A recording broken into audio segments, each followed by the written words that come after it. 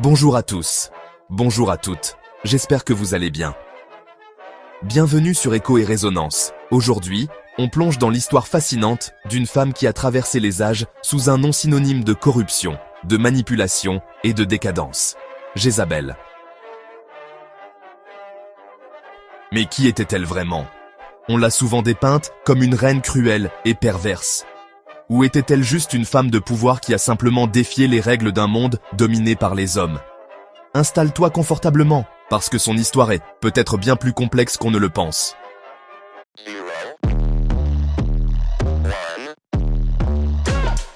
Let's get started.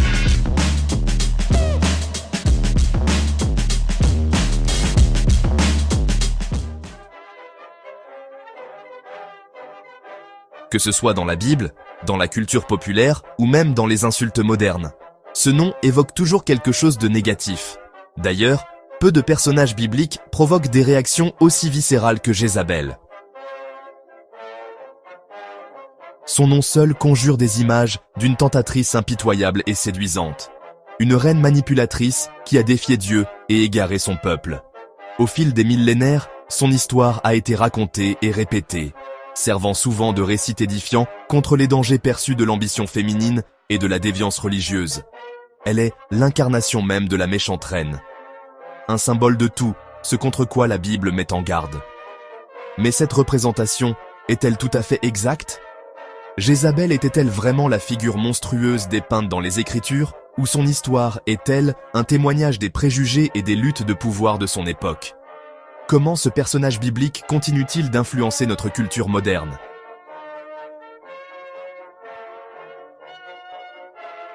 Le nom, Jézabel, vient de l'hébreu, Izével, qui pourrait signifier « où est le prince », une référence au culte de Baal, ou encore être dérivé d'une expression signifiant « sans noblesse ». Déjà, ce flou sur la signification montre qu'il y a une lecture religieuse derrière ce nom. Pour les Hébreux, qui étaient monothéistes, Jézabel représentait l'idolâtrie et la corruption. Elle est mentionnée pour la première fois dans la Bible, dans 1 Roi 16:31, lorsqu'elle épouse le roi d'Israël, Achab. Mais c'est surtout son opposition au prophète de Yahvé qui va faire d'elle une figure honnie.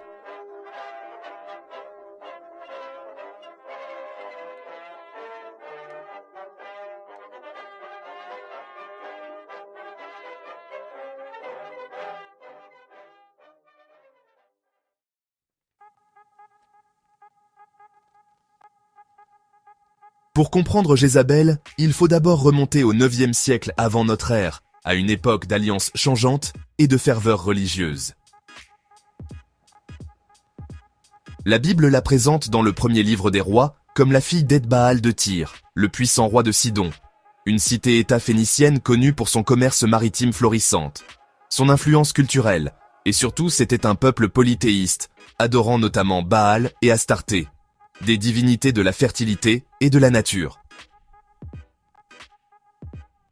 Le mariage de Jézabel avec le roi Achab d'Israël était une alliance stratégique destinée à sécuriser les routes commerciales et à consolider la position d'Israël dans une région instable.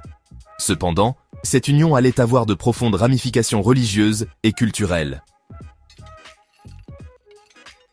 Jézabel est arrivée en Israël avec une suite de prêtres et de prophètes, apportant avec elle le culte de ses dieux natals. Au lieu de se soumettre au culte des Israélites, elle impose celui de Baal et d'Astarté, qui elle-même vénère depuis l'enfance.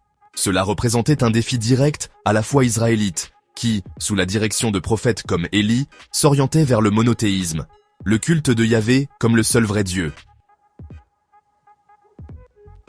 La dévotion indéfectible de Jézabel envers Baal et Astarté, divinités associées à la fertilité, à la tempête et à la guerre, était alors perçue comme un affront à Yahvé et une dangereuse déviation du vrai chemin.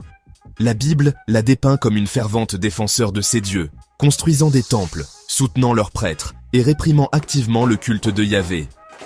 Ce choc des religions allait former la toile de fond des événements tumultueux qui se sont déroulés pendant son règne. Le récit biblique présente Jézabel comme l'antagoniste d'Élie, le prophète ardent de Yahvé.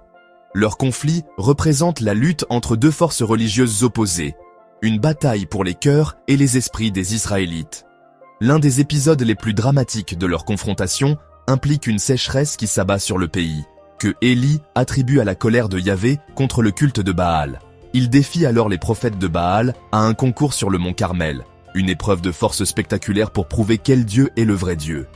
Élie en sort victorieux, faisant descendre le feu du ciel pour consumer son sacrifice, tandis que les prophètes de Baal sont humiliés. Le peuple, témoin de cette manifestation de la puissance divine, réaffirme son allégeance à Yahvé. Cependant, Jézabel, furieuse du massacre de ses prêtres, jure de se venger d'Élie, le forçant à fuir pour sauver sa vie. Cet épisode met en lumière les tensions croissantes entre la promotion du culte de Baal par Jézabel et le yavisme fervent défendu par Élie. C'est un témoignage des luttes de pouvoir et des conflits religieux qui ont caractérisé l'époque.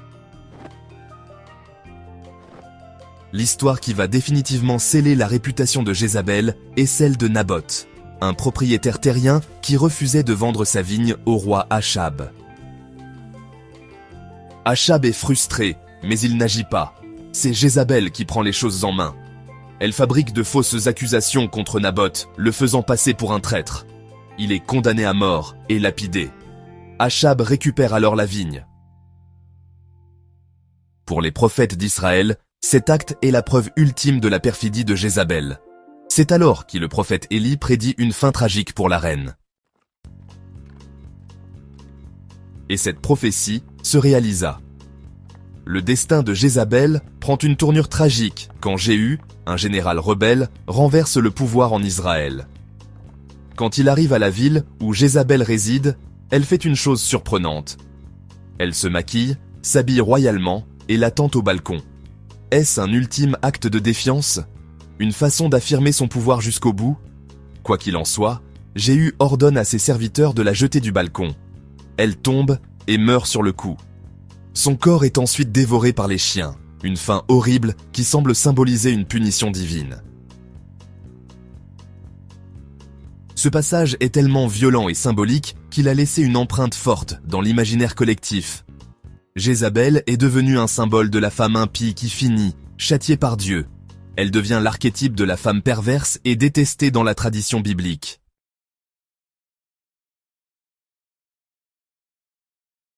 Historiquement, il est difficile de savoir si Jézabel a vraiment existé sous la forme décrite dans la Bible. Son histoire pourrait être une exagération ou une réécriture destinée à diaboliser une reine étrangère qui refusait de se soumettre aux traditions d'Israël. Dans l'Antiquité, il n'était pas rare de voir des figures féminines puissantes réduites à des caricatures négatives. Cléopâtre, par exemple, dont on a parlé sur la chaîne récemment, elle a souvent été présentée comme une séductrice manipulatrice, alors qu'elle était avant tout une souveraine stratégique et cultivée. Jézabel pourrait avoir subi le même sort. Son rejet du culte de Yahvé et son influence sur Achab ont pu être perçus comme des menaces à l'époque, justifiant ainsi son portrait négatif. Car c'est bien à partir du Moyen-Âge que Jézabel devient une insulte dans la tradition chrétienne. Son nom est associé à plusieurs concepts négatifs. La luxure et la séduction. L'Église a souvent utilisé Jézabel comme un symbole de la femme qui entraîne les hommes vers le péché. La sorcellerie et la manipulation. On la compare parfois aux figures de sorcières ou d'empoisonneuses. L'idolâtrie et l'hérésie. Toute femme qui remet en question l'ordre religieux peut être assimilée à une Jézabel. Le livre de l'Apocalypse, chapitre 2, verset 20, en remet une couche en mentionnant une femme nommée Jézabel, qui est présentée comme une fausse prophétesse séduisant les croyants vers l'immoralité. Ce n'est probablement pas la même Jézabel historique, mais cela renforce son image négative.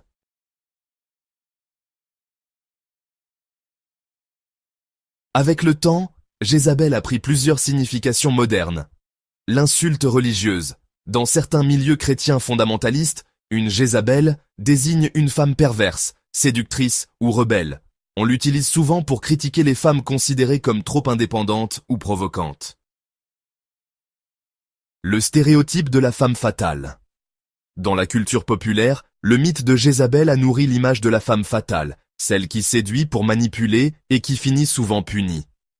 On retrouve cette idée dans beaucoup de films et romans des années 40 et 50 qui utilisaient ce prénom pour des personnages féminins puissants et indomptables.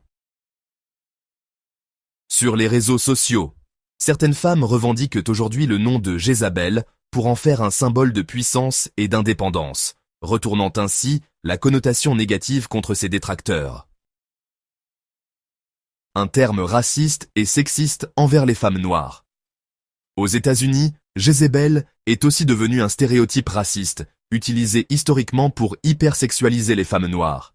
Pendant l'esclavage et la ségrégation, ce mythe a été utilisé pour justifier les violences sexuelles subies par les femmes noires, en les présentant comme naturellement lascives et provocantes. Une image renforcée par certains médias et représentations historiques. Aujourd'hui encore, certaines critiques féministes dénoncent l'utilisation du terme Jézabel pour contrôler et juger la sexualité des femmes, en particulier celle des femmes racisées.